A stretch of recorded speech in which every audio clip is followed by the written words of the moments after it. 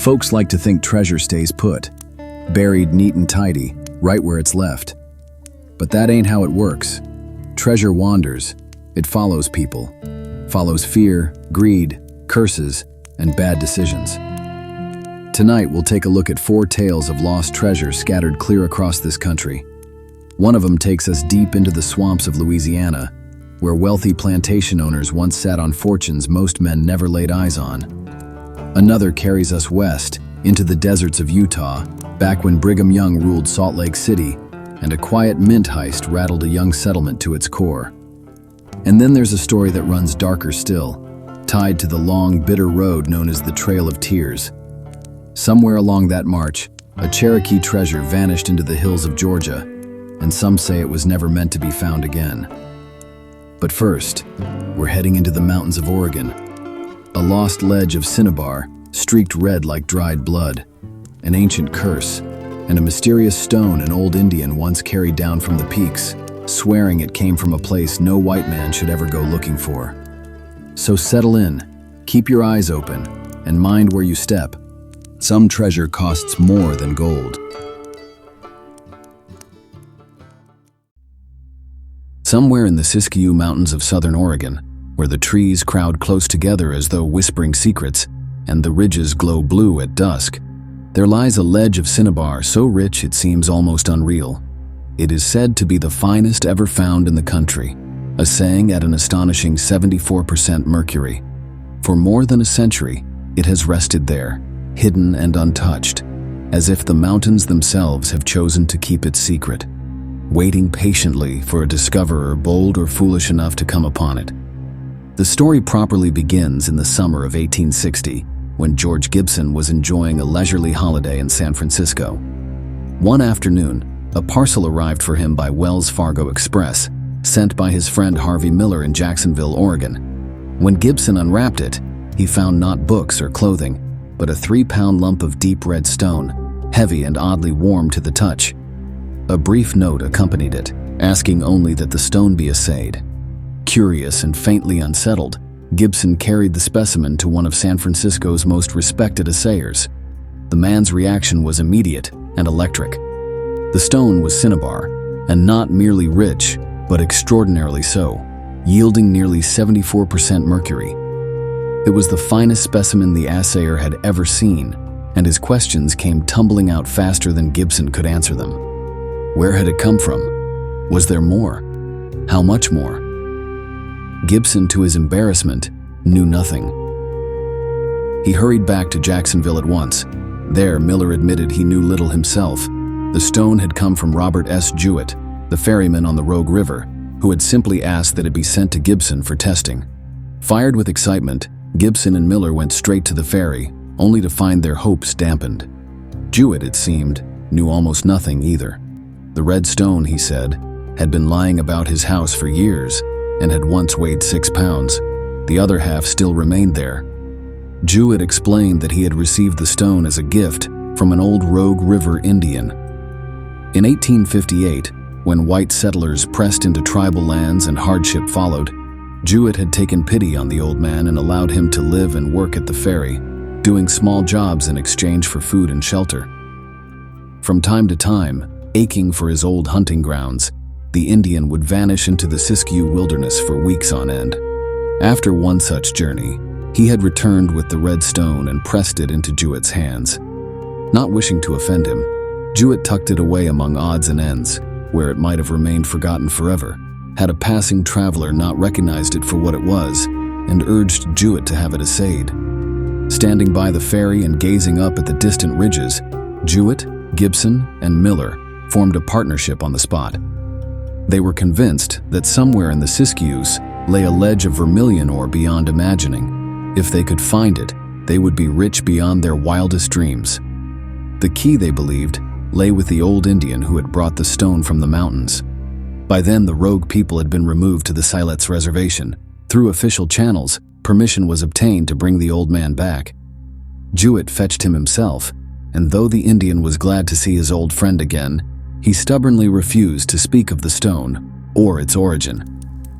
One evening, as they sat around the fireplace in Jewett's house, impatience got the better of him. In a sudden flash of anger, he hurled the red stone into the fire. The reaction was immediate and terrifying. The old Indian leapt to his feet and fled into the night as though pursued by something unseen. Jewett realized at once that he had made a grave mistake, but no amount of pleading could coax the man back indoors. For a week he slept a mile away, silent and watchful, as though the house itself had become dangerous.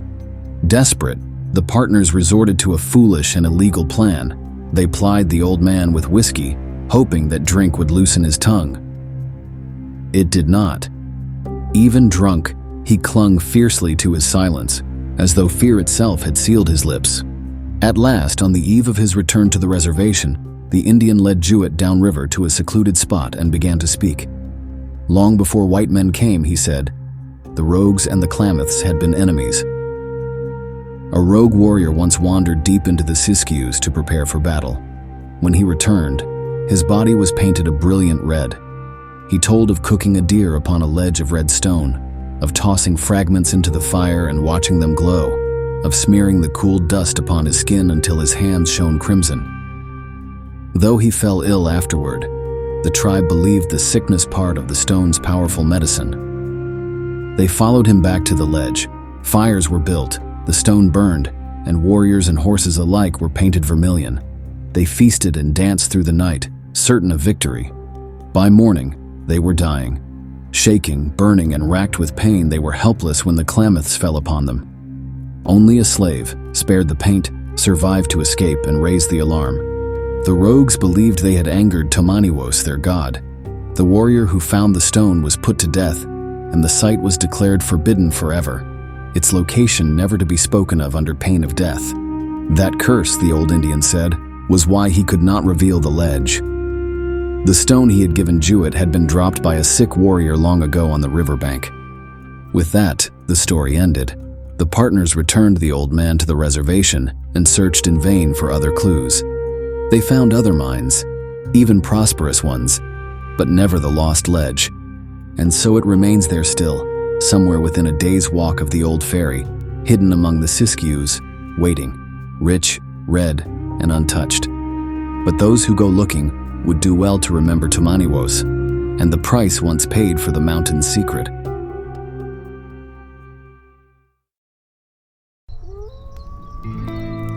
Out here, the desert don't forget. Not men, not wagons, and not gold. I've heard plenty of tall tales in my time, but the true ones are always quieter and harder to shake. This is a story about two brothers, a handful of stolen coins, and a stretch of country so dry it swallows tracks and keeps its secrets. Some say the gold was lost. Others say it's still waiting.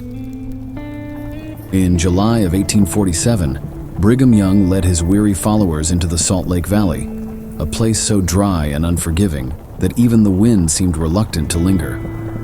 They had come seeking refuge from persecution, and though the land greeted them with cracked earth and stubborn stone, the Mormons were nothing if not persistent. Against all expectations, their settlement took root and flourished, transforming hardship into prosperity through sheer determination. With success came an unexpected problem. Gold dust, useful in theory, proved maddeningly impractical when it came time to buy flour, tools, or livestock. Measuring pinches and scoops was slow work, and disagreements were frequent. Brigham Young, ever practical, devised a solution. In 1849, he authorized the creation of a private Mormon mint, a humble operation housed in a cramped adobe building where molten gold was pressed into shining coins worth $2.50, $5, $10, and $20. The work was carried out under Young's watchful gaze, as though he suspected gold itself might misbehave if left unattended. By then, Salt Lake City had become a vital stop along the western trails. Thousands of men bound for California's goldfields streamed through the valley in long wagon trains, their caravans creaking and groaning under the weight of ambition. They traded stories, supplies, and glances at the gleaming Mormon coins that seemed to promise order amid the chaos of the frontier. Among these travelers were Reg Baldwin and his brother Dave, men whose charm masked a talent for dishonesty. They listened carefully as the Mormons spoke with pride of their mint and displayed their freshly struck gold. The brothers' eyes lingered just a moment too long. On the night before their caravan was due to depart, Reg and Dave slipped away from camp and broke into the unguarded mint. A single candle cast trembling shadows as its flame revealed neat stacks of $10 gold pieces resting on a rough wooden workbench. Without hesitation, each brother scooped up a handful of coins, dropping them into a canvas sack that rang far too loudly in the silent room. Their greed might have carried them further, had not a sudden commotion erupted outside. Reg snuffed out the candle, and both men pressed themselves against the adobe wall, scarcely breathing. A fistfight had broken out nearby, and in the chaos that followed, the brothers fled into the night. By morning, suspicion had taken hold. A few Mormons recalled the Baldwins' unusual curiosity about the mint, and a posse was quickly assembled. The wagon train was intercepted, but the brothers were already gone, having turned south on their own. Searchers followed as best they could, but the harsh terrain swallowed all traces of the Baldwin wagon. Eventually, the pursuit was abandoned. Back in Salt Lake City, the loss was quietly repaired.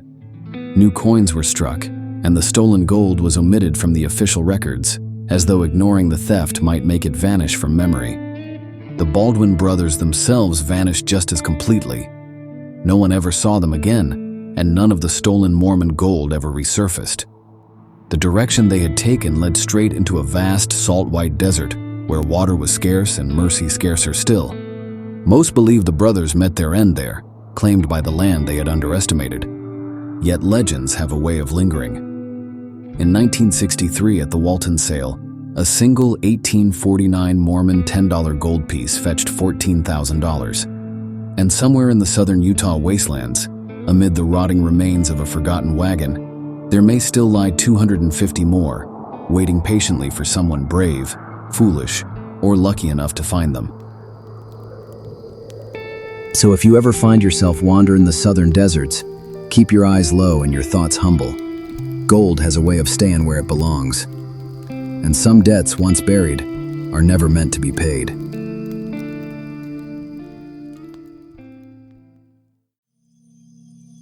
Louisiana's old plantations are places where history never quite settled. Beneath their moss-draped oaks and crumbling gardens lie stories of wealth hidden in desperation, when war made the earth safer than any bank vault. As Union troops marched south and fortunes vanished overnight, planters buried gold, silver, and jewels with the quiet confidence that they would one day return. Some never did, and in the silence they left behind, legends took root. From riverbanks that suddenly reveal coins, to ruined estates whispered to conceal unimaginable riches, Louisiana's soil still guards secrets meant to outlive their owners. This is the story of those buried fortunes, and of the land that refuses to give them up easily. Of all the lost and buried treasures scattered across the United States, few exert such a quiet, persistent pull on the imagination as those believed to lie beneath the soil of old Louisiana plantations. These are not the brash hordes of outlaws or the glittering spoils of pirates alone, but the carefully hidden fortunes of families who once ruled their small domains like kings and queens, until history came knocking at their doors with bayonets drawn. When the Civil War swept through the South, wealthy planters understood very quickly what was at stake. Union soldiers arrived with clear instructions to seize anything that might serve the Confederate cause. Banks were no refuge. Deposits vanished overnight. Grand homes were searched, stripped, and left hollow. In the end, the earth itself became the only trusted guardian. Hundreds of planters buried their gold, silver, and heirlooms beneath gardens, orchards, and riverbanks, convinced they would one day return to reclaim them. Some did, many did not. Over the decades, Louisiana's soil has yielded up tantalizing rewards. In 1929, nearly $76,000 in coins lay exposed in the dry bed of the Calcasieu River, as though the river itself had decided the time had come to tell its secret. Another cache of $65,000 was unearthed near Gretna, while in 1923, a fortunate seeker recovered Mexican gold and silver coins near Lafayette. More treasure still was discovered on an island in Lake Borgne. Each find seemed to whisper the same message. Much has been lost, but not all has been found. During the war, money from New Orleans banks was buried on the Walter C. Flowers estate between Madisonville and Covington. Though most of it was eventually recovered, a substantial portion remains missing, and its absence lingers like an unfinished sentence in the story of the land. Yet none of these tales quite rivals the legend of the refinery plantation. The refinery earned its name from sugar, but it was wealth itself that defined the place. Owned by Valcour Amy, the richest man in Louisiana in his time, the plantation lay near Vacherie on the Mississippi, a short distance from Donaldsonville. 8 massive columns upheld the front galleries of Amy's mansion, while long wings enclosed a Spanish-style courtyard. Within the thick walls, secret stairways wound like hidden thoughts, known only to those Amy trusted most. Outside, he fashioned a world that bordered on the fantastical. A small artificial lake shimmered in the sun. A miniature river teemed with fish. Swans glided past pelicans and herons as though they were actors in a carefully rehearsed pageant. It was little wonder the plantation earned the nickname Le Petit Versailles. For years, Aimé lived there in serene splendor with his wife Josephine, their 4 daughters, and their beloved son Gabriel, whom Aimé was carefully preparing to inherit everything. Then, in 1854, yellow fever came, silent and ruthless, and Gabriel was gone. From that moment, something in Valcour Aimé seemed to close in upon itself. Though still respected and even feared, he withdrew from the world, a lonely figure moving through the echoing corridors of his own creation. By the time the Civil War arrived, Aimé had lost interest in the pleasures that once defined him. Still, he had not forgotten caution. Fearing the advance of Union troops, he buried an estimated $2 million in gold plate, jewels, and hard currency in his gardens. In February of 1867, Valcour Aimé died quietly, joining his son in death. He left behind wealth, land, and legend, but no clear word of where the treasure lay.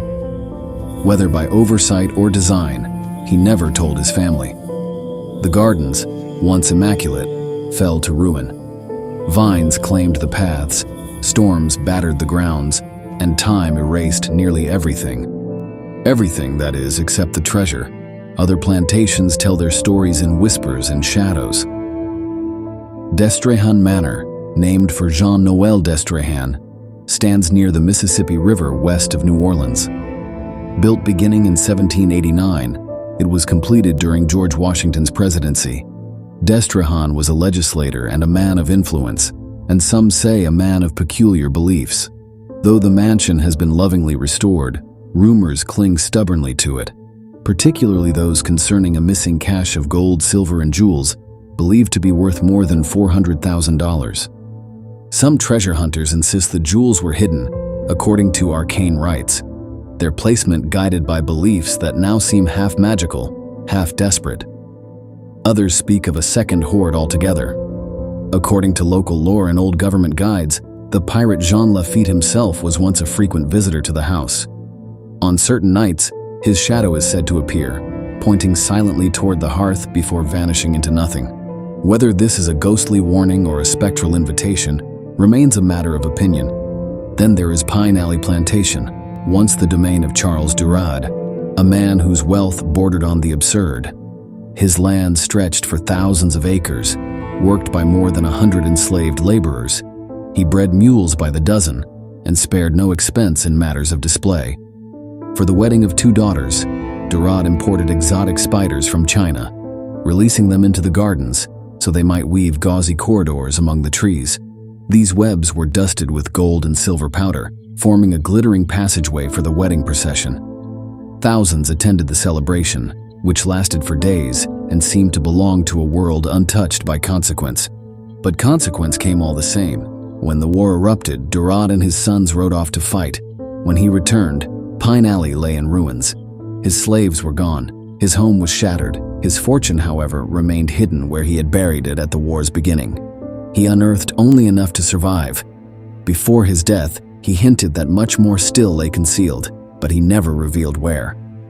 Floods, decay, and time erased Pine Alley from the map, and even the family portraits were lost to the Great Flood of 1927. Yet the money, if the stories are true, remains. so Louisiana waits. Beneath moss-covered earth and along forgotten riverbanks, fortunes lie sleeping, guarded by history, superstition, and the quiet patience of the land itself. For those brave or foolish enough to search, the ground may still remember where the past buried its secrets.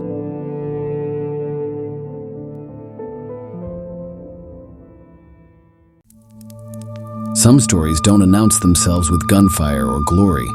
They surface quietly, years later, carried on rumors, court records, and the uneasy feeling that something important slipped through history's fingers. This is one of those stories, born in the foothills of North Georgia during the hard years of the Depression, where old Cherokee legends, buried gold, and human greed crossed paths in an unexpected courtroom. During the Depression, a little-known tale surfaced from the foothills of the North Georgia Appalachians, a story of the removed Cherokee, long-buried gold, and a lawsuit that helped shape Georgia's Finders Keepers law. In May 1936, Atlanta newspapers reported that on November 3, 1932, 3 young men, Roy Tippins and brothers Bob and Jack Stuman, had uncovered a cache of Indian gold on land owned by a farmer named F.R. Groover in Forsyth County, between Silver City and Frogtown. According to the account, the boys first noticed an unusual stone on Groover's property, its face covered with strange circles and symbols. Convinced it marked hidden treasure, they asked Groover for permission to dig, but he refused and ordered them off his land. Undeterred, they allegedly returned at night, used the markings as a guide, paced off the distance to a second, unmarked stone, rolled it aside, and dug into the earth until they uncovered a clay vessel filled with gold, later valued at $15,540, about 37 pounds. When Groover realized what had happened, he filed suit, insisting the gold was his since it lay beneath his soil. The stage was set for a sensational legal battle that would draw crowds and reporters to the small town of Canton in Cherokee County. By the time this drama unfolded, Canton, founded in 1838 on a bluff above the Etowah River, had evolved from an ambitious would-be silk center into a town shaped by cotton, marble, and its position in Georgia's rich gold belt. That belt stretched from Dahlonega in the northeast, down through the old Dalton fields and into Alabama, and early Canton served as a ferry crossing and way station on the Alabama Road, a key route branching from the federal road linking Tennessee to the Georgia coast. It was also a trading post for nearby Cherokee communities, who had long inhabited and worked this resource-laden landscape. In 1832, when a white prospector struck gold upriver at Auraria, near Dahlonega, the first major American gold rush helped seal the fate of the Cherokee homeland. The ensuing rush for wealth fed the dispossession of Cherokee lands, foreshadowing the forced removals that would become known as the Trail of Tears. Debate continues over exactly when the Cherokee began mining gold, but Spanish expeditions from the time of De Soto onward believed the people of the hills knew and worked the metal and tried without success, through coercion and abduction, to wrest their secrets from them.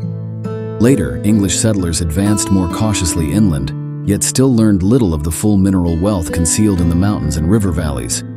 In the early 19th century, Cherokee warriors alternately fought against and alongside U.S. forces, and by the 1830s, a sovereign Cherokee nation, spanning parts of North Georgia and North Carolina, with its own written language and newspaper, had emerged. Even so, the discovery of gold on Cherokee lands and the Cherokee Land Lottery quickly undercut that sovereignty, opening Cherokee property to white settlers at fractional prices and stripping families of homes, crops, and mills as they were gathered for removal. Many were marched west, others hid in the Blue Ridge or tried to adapt to white ways. Still others carried what they could of their wealth toward the new lands in the west. One Cherokee community, remembered as the Red Bank Cherokees at the confluence of Bruton and Red Bank Creeks, chose a different strategy. Rather than entrust their gold to a central tunnel used by other groups, Red Bank families buried their bullion in 25 separate caches on their land, each location measured from a large granite stone whose intricate carvings served as a combined marker and map. That stone, cut with circles and symbols, would become the key to later treasure hunters and to the events on Groover's farm. Decades after removal, a North Georgia boy named Bob Stuman would be drawn into this older story. His father, one of 300 workers at the Franklin gold mine, died in a mining accident in 1929, and with his mother already gone, Bob was taken west to Oklahoma by his grandfather, who had deep ties to the Cherokee there. In Cherokee schools, he learned the people's language, lore, and the bitter history of the Trail of Tears, hearing stories of hidden gold and the homeland in Georgia. When he returned to North Georgia around the turn of the century, Bob found work as a marble carver at the Canton Marble Works and married into the long-established Kelly family. Locals came to see him as a reliable, knowledgeable man with an uncanny grasp of the land's quirks and of the strange symbols carved into rocks and beech trees around Canton. As the Depression deepened and more people took to panning streams for survival, Bob became the man to consult about gold, eventually serving as an assayer at the Etowah Bank. His private life, however, stirred curiosity. He often slipped into the woods late at night, alone or with unexpected visitors, many of them former comrades from his army days who appeared with old documents, and once, what looked like a deerskin marked with unfamiliar script. His daughter, Eula May, remembered how he and these callers would confer quietly at the kitchen table before disappearing into the countryside for hours, with Bob returning alone. One autumn evening in 1933, Bob came home from work accompanied by a local troublemaker, Roy Tippins, whose reputation for mischief preceded him. After recruiting his son Jack to drive the family Ford, Bob and the two younger men headed out, returning late and tight-lipped. Eula May thought little of it until Tippins reappeared days later with another man, and a heated argument broke out. Still, Bob said nothing, until the sheriff arrived with a court order for both Bob and Jack, revealing that something extraordinary had occurred between Tippins, a farmer named Groover, and the Stuman men. When the Cherokee Superior Court opened in February 1934, case number 5242, F.R. Groover versus Roy Tippins, Bob Stuman, and Jack Stuman, set the region abuzz.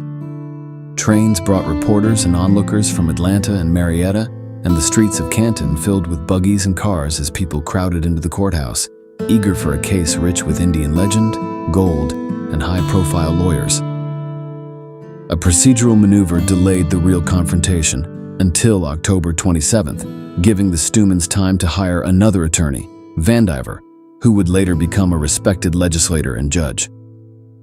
At the October hearing, Vandiver secured a verdict for the defendants. The gold itself never entered evidence, and Tippins' version of events clashed with Bob's and Jack's testimony, fueling speculation and rumors that lingered afterward.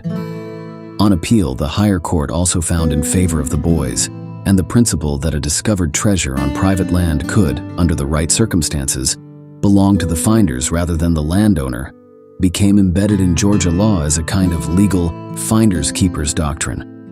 The true events of the night of November 3, 1932, remain uncertain. One version holds that Tippins, having seen the carved stone on Groover's land, brought Bob and Jack there, that Bob, armed with Cherokee knowledge of such signs, deciphered the markings, and that later, perhaps without Tippins, he and Jack returned, paced off the required distance, and dug up the 37-pound hoard.